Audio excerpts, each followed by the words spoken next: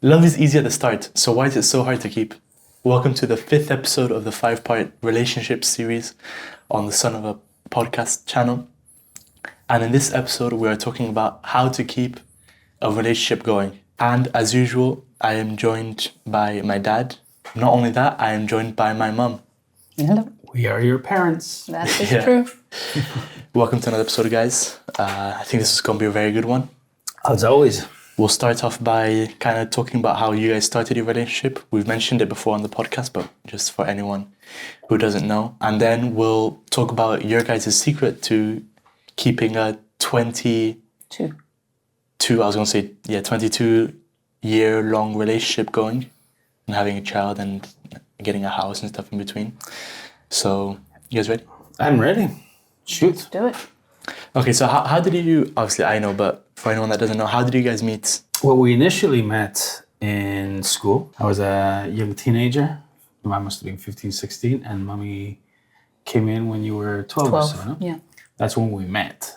Yeah, but that doesn't count. No, that doesn't count. Then Mommy left, I graduated, and approximately 30 years later, we saw Well, that's just terrible maths.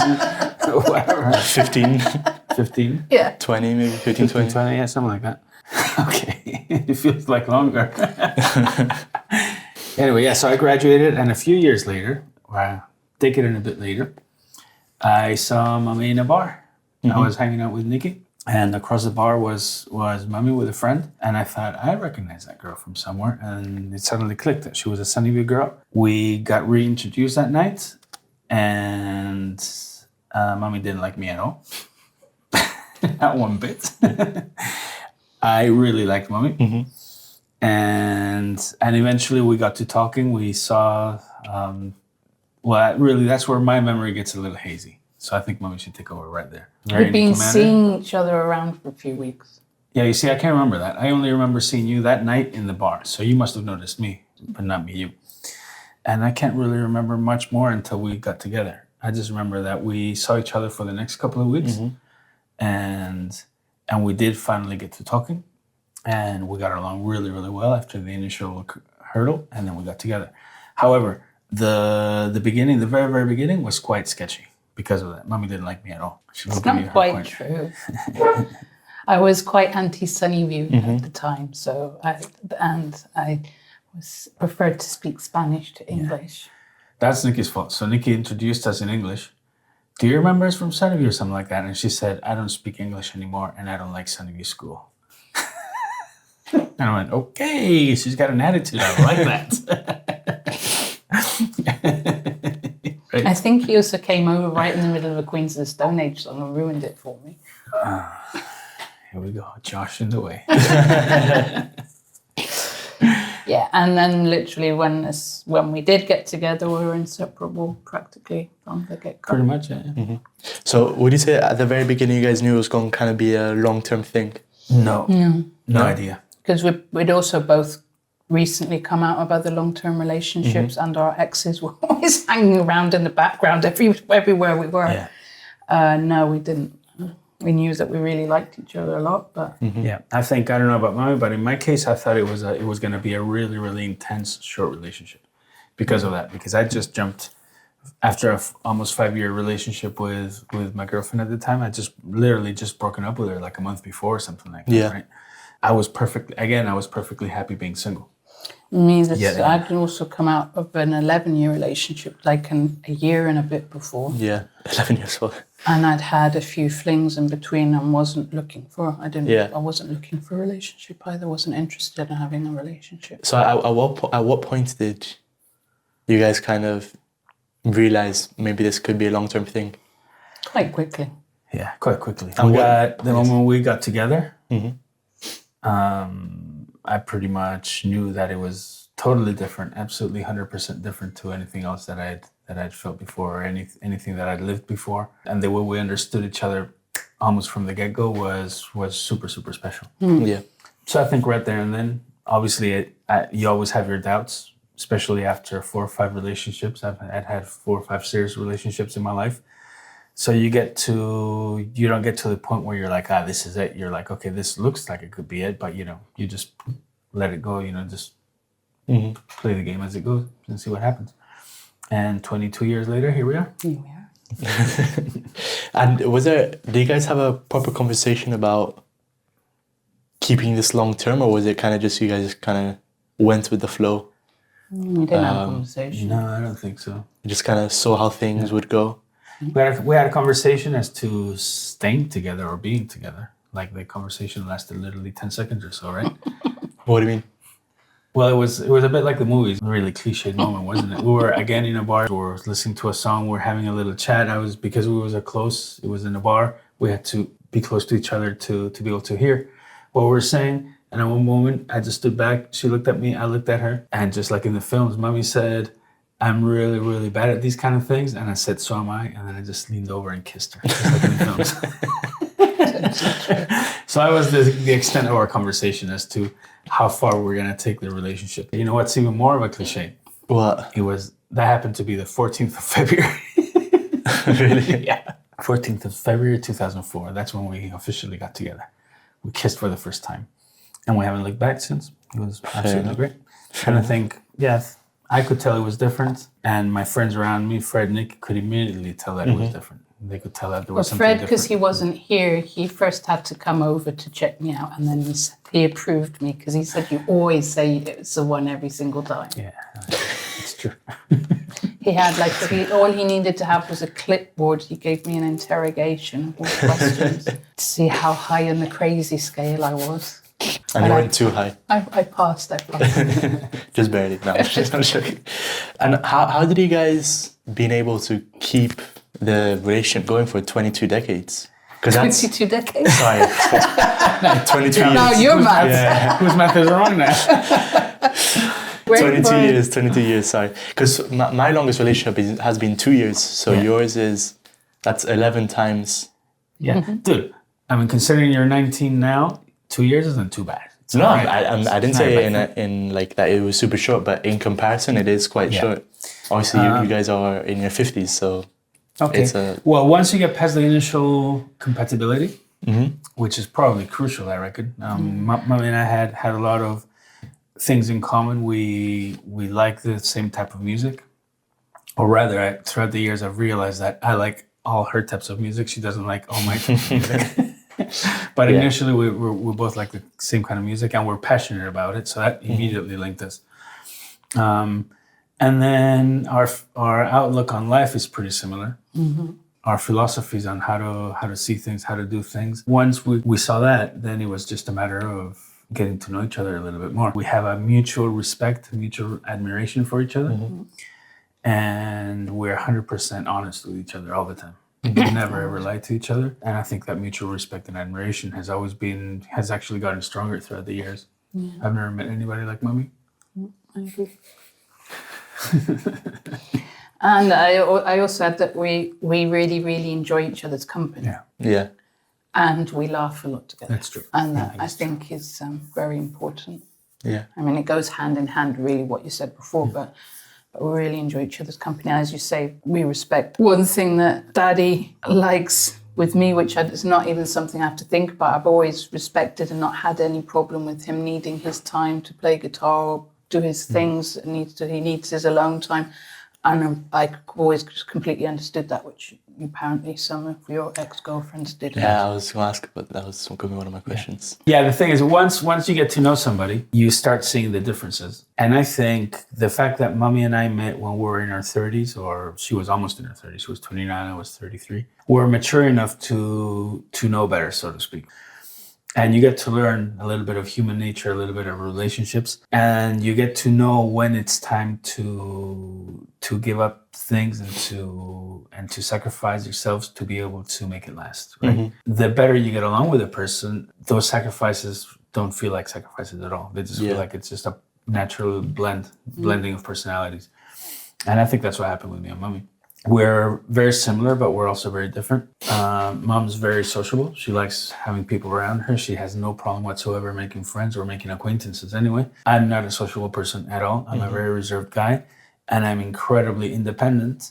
And that's, like Mom said before, that's always caused huge problems in my relationship. That's always been the breaker of my relationships with other people. In Mom's case, she immediately understood that. And since then, I've never ever had an issue with mommy giving me the space I need to be able to, to be myself. Once I have that space, I get bored really, really quick of having my own space, and I need company. Well, but it's fun. You laugh, but that's something that nobody's ever understood. Yeah. People think, oh, you're just so independent, you just want to sit there on your own all day long. It's like, no, not at all. I need my space, an hour, 10 minutes, whatever it is. Once I'm done with that space, I can't stand myself anymore. I need other people. Mommy understood that straight away. Yeah. I explained it to her, and she said, I remember practically, she said, what the hell are you talking about? Just do whatever you think. Don't talk to me about that. Just go.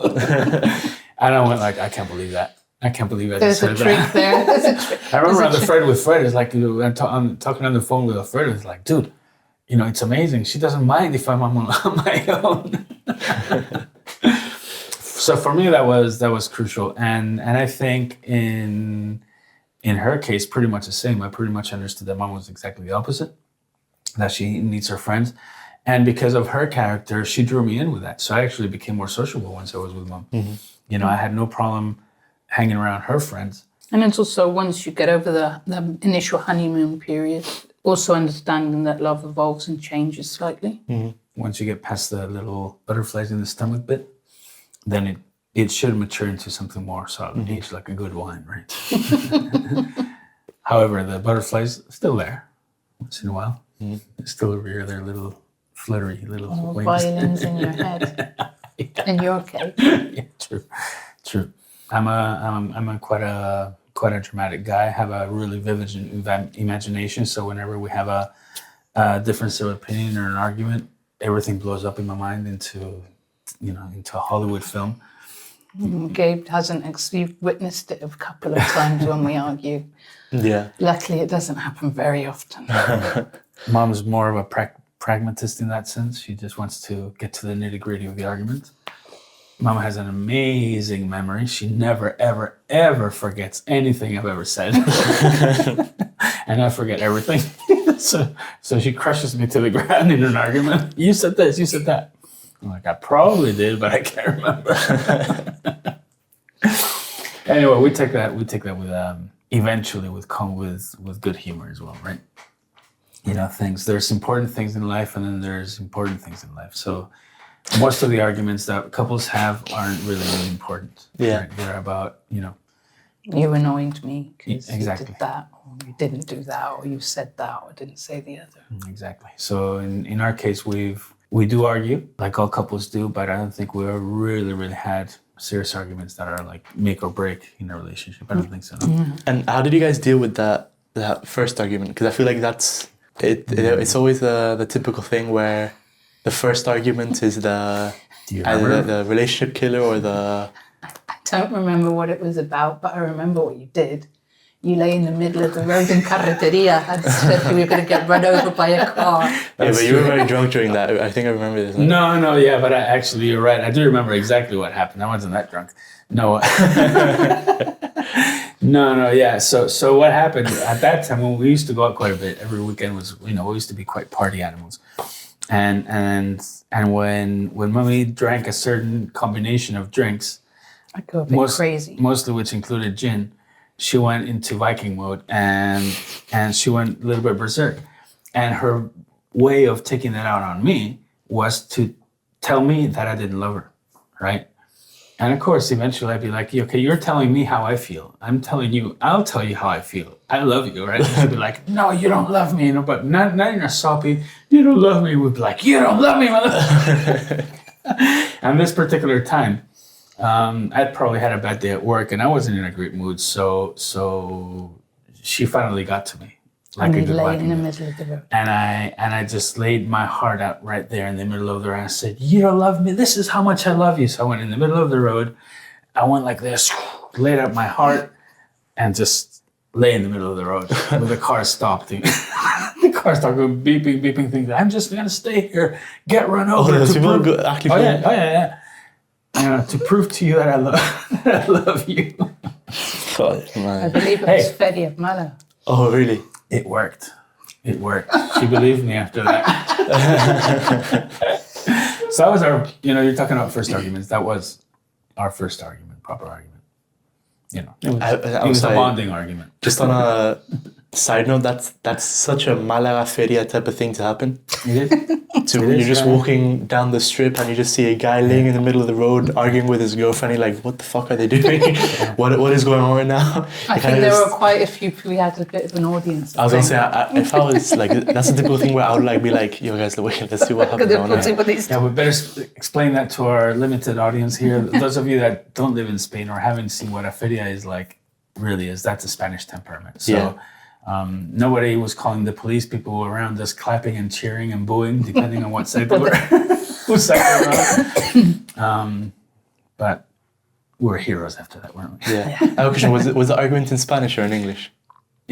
Surprisingly in Spanish. At that time, we used to speak mostly in Spanish because, you know, her second word to me was like, I don't speak English anymore. Yeah. Also, at that time, 99% of my friends were Spanish. That's true, yeah. And most of them speak English, but there was some that didn't. So that's true. And my friends weren't here. So. Yeah. So it was, I would just ask because that would change drastically the opinion of everyone else around you. If you were in Spanish or in English, that's true. If it was English, then they wouldn't. They'd be like these drunk foreigners. Drunk English guys always coming here and liándola. And That's you're true. right. And how do you say liándola in English? And causing havoc. These drunk English people. But yeah. So that's why I mean. Now the first serious argument, to be honest, I can't remember. I can't remember. I can't remember what it was. Well, I guess it goes to show that wasn't really that important. I can't remember. Because I feel like that's always one of the I mentioned it before, but it's one of the things that people always say either makes or breaks a relationship, isn't it? Is the first argument and how that's dealt with.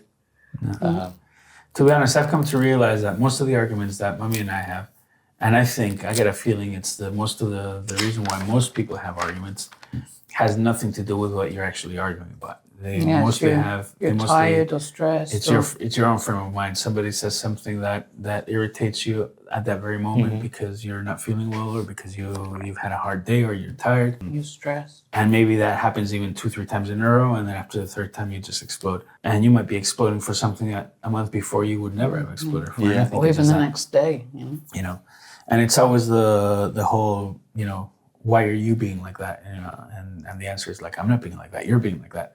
But to be honest, normally if you look inside yourself, you are being like that. You're being like that for a reason. Something irritates you because you're feeling irritable. Yeah.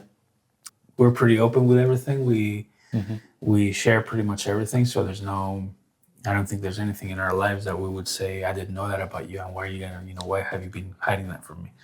Which is the only thing that I think could maybe affect us, right, as a couple. But you never know. People change. Right. And I think we mentioned this in the previous podcast. So the magic of having a good relationship is that when you both change together. Yeah.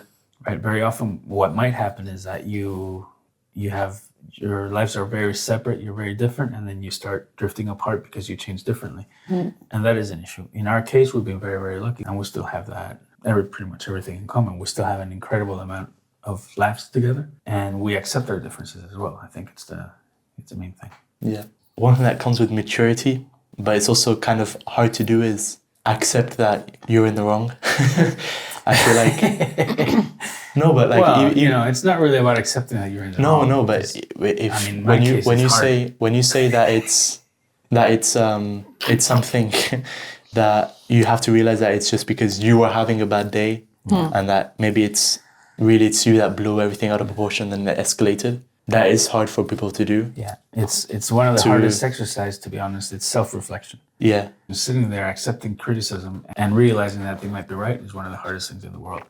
But once you start doing it, it's really. Now I wouldn't say satisfying, but it really does help. I have to be honest. Mommy's much better than I am at pretty much everything. So when I receive a criticism from Mom, she's normally right. Yeah. Right. And yes, I have to admit most of the time, you're right and I'm wrong.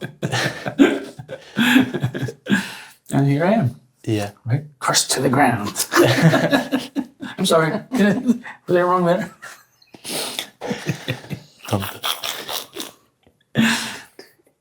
But it's true, right? Well, I crushed you to the ground. No. That self-reflection is really important. Yes, that is true. And it's one of the hardest things to do. It Yeah. really is. Because people are proud. And I feel like that's where like I said before, that's when arguments explode out of proportion, and that is when people do Won't back down or at all. back down, but also that's when it does create a rift, so to say, in the Totally. relationship, because people, I'm included. Sometimes it is true. I mean, I find it hard to take criticism sometimes, especially if you already know you're doing it wrong. Yeah. And you know that you you're got having, that from me. yeah. You got that from me when you know deep inside that it's not quite right, and then somebody comes over and points it out. Oh, that really hurts. Yeah. That really hurts your pride. I'm not talking about it in a relationship ways, because I've experienced it more when I'm playing video games. Okay. But you mentioned before that it was easy for you to give Dad space when he wanted to be independent. But how did you kind of realize that he needed space? Was it something that he told you, or you kind of realized by yourself? I think I pretty much told her pretty much from the get-go, because it's always been my big issue with my partners. Yeah. I think it was pretty much this. The thing is that you call it independence. It's not really independence. I'm really dependent on people. It's space. It's space, having my own space, having my own space to think and to disappear into my own mind. That's incredibly important for me. Yeah. And Well, you called it independence in last episode. yeah, I know, but and I've been editing the last episode, and I think it's wrong. It's not independence at all. Independence is like, I am my own self. I don't need anybody around me. Yeah. I need people around me. I need you. I need mommy. I need Fred. I need Nick. But I do need my space. Daddy said it to me, but I was just like, okay, yeah. Mommy's the same. She's a passionate cook. She loves cooking, and cooking for you is your own space. Yeah. Your mommy's having a really bad day, and she cooks a really good meal. After that really good meal, she's in a good mood. Right? It's pretty much that. Her and Josh cooking together don't need me. Just to clarify, Josh is Josh Homie from Queens of the Stone Age. The only person I'm jealous of in this world. Yeah, I mean, that's kind of all the questions that I have for you guys. Right? There's nothing much to say apart from that. It's easy when it's easy. It's really hard when it's not easy. Yeah. Yeah. You know, if I have to give advice to anybody, seeing as anybody that might be watching this is maybe to get some advice out of all this, is don't jump into it every single time as if it was the only time in the world. And if you have an open mind in a relationship and you're respectful and you're truthful, then you'll be all right. But there has to be a base to all that. And the base has to be, you have to be comfortable and you have to have fun. Yeah. If you don't have fun, it's not going to work. Yeah. Basically. What would you say? What advice would you give? I think similar, and also I think the cliche of when it's the one you really do know, I do believe that. And if it's too hard work, maybe have a think about it. It shouldn't be hard It work. shouldn't be hard work, no. Totally, 100%. Even at the beginning? Even at the beginning. Even less so at the beginning. Okay. It should be easier, yeah. It should be easier than the honeymoon phase. You're lovey-dovey. Yeah. And I don't know, just asking. Yeah. I haven't experienced that, but yeah.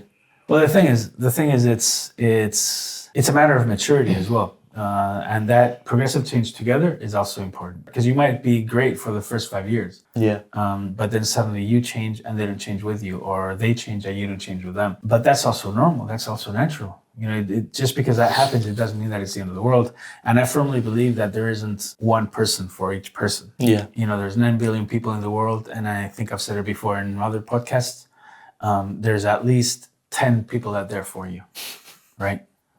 You know, don't ever tell your other half that, right? Yeah. Hey, you're 1 of 10. you're just telling me. Yeah, I was going to say, it's a bit too late for you. And what would you do if you met the 10 at the same time? Oh, dude. I feel like that's... Call us and we'll talk about it. Maybe don't call us, write it in the comments. I've only met one and I'm lucky there. That's all I want. Yeah, so advice is keep it real, keep it honest, have fun, and change together. Fair enough. But I feel like that's something that you can kind of do in all relationships. Not necessarily romantic relationships, but friendships. True. That you can, yeah. I guess. And there's always going to be some effort involved. You know, if it's too hard, then it's not good. But it's always going to be a little bit hard. Yeah, it's always but I mean, Well, there's always going to be ups and downs, isn't there? Totally. Like everything. everything in life, exactly. 100%. Fair enough. Well, like I said, I think that's a good place to leave it off. It's a shorter episode this week, but I think it was a very, very good one. Short but sweet. Exactly, short but sweet. So yeah, thank you guys very much for being here. Thank you. It was a very, very Thank you good for one. having us, I learned a my lot. child. I think I think everyone else or everyone watching will learn a lot as well. And thank you guys for watching. Leave a like and subscribe if you enjoyed it. Leave a comment if you agree or disagree with anything we said in this episode. And see you guys next week. Bye-bye.